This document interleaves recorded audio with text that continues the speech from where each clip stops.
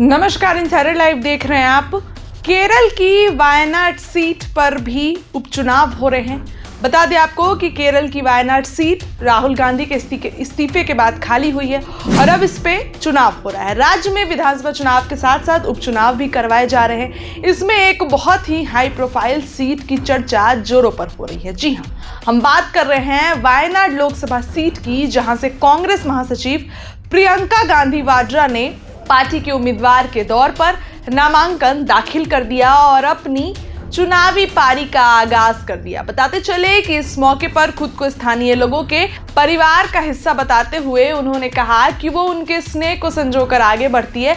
अब आपको बताते हैं इस सीट पर एक नजर डालते हैं। केरल की वायनाड लोकसभा सीट पर उपचुनाव करवाए जा रहे हैं। राहुल गांधी ने यहां से जीतने के बाद इस्तीफा दे दिया था। दरअसल इस साल हुए लोकसभा चुनाव में राहुल गांधी 2 सीट केरल की वायनाड और यूपी की रायबरेली से चुनावी मैदान में उतरे थे। उन्होंने दोनों ही सीटों पर जीत दर्ज की। इसके बाद कांग्रेस नेता ने वायनाड लोकसभा सीट छोड़ने का ऐलान कर दिया था। उन्होंने रायबरेली लोकसभा सीट से सांसद बने रहने का फैसला किया। तब की बात, उस समय कांग्रेस अध्यक्ष मल्लिकार्जुन खड़गे की ओर से ऐलान किया गया था कि राहुल गांधी की बहन प्रियंका गांधी वायनाड से चुनाव लड़ेंगी। इस बात का जो ऐलान था वो जून में ही हो गया था। बता दें आपको, अब कांग्रेस को वायनाड से हराना कितना मुश्किल है। कहा जाता है कि कांग्रेस वायनाड की गढ़ है। वायनाड में कोई जीतता है तो कांग्रेस। वहीं साल 2024 के लोकसभा चुनाव में राहुल गांधी ने दूसरी बार वायनाड से बम्पर वोटों से जीत दर्ज की थी।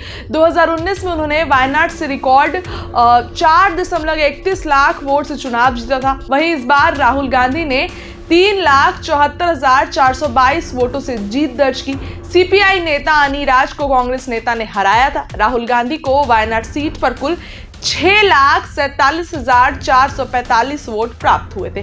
केरल की वायनाड लोकसभा सीट की बात अगर करें तो 2008 में अस्तित्व में आई थी और तब से इस सीट पर कांग्रेस का ही कब्जा रहा है। जी हाँ, इस सीट के तहत 7 विधानसभा सीटें आती हैं, जो है मंथनवाड़ी, सुल्तान बथेरी, कलपट्टा और कोझीकोड जिलों में पड़ती है। 2009 से 2019 तक इस सीट पर कांग्रेस के एमआई शानवाज सांसद के तौर पर चुने जाते रहे हैं। इसके बाद 2019 में राहुल गांधी ने यहां से चुनाव लड़ा और भारी मतों से जीत दर्ज कर दी। और अब जो है, आप कह सकते हैं प्रियंका गांधी इस बार चुनाव लड़ रही हैं। चुनाव लड़ के देखा जाएगा कि प्रियंका गांधी क्या उनके सामने नव्या हरिदास खड़ी हैं। नव्या हरिदास बीजेपी ने उन्हें उतारा है।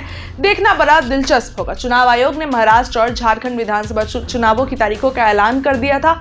बताते हैं कि अब इसके साथ ही आयोग द्वारा 15 राज्य की 48 विधानसभा और 2 लोकसभा सीटों पर भी ऐलान किया गया था।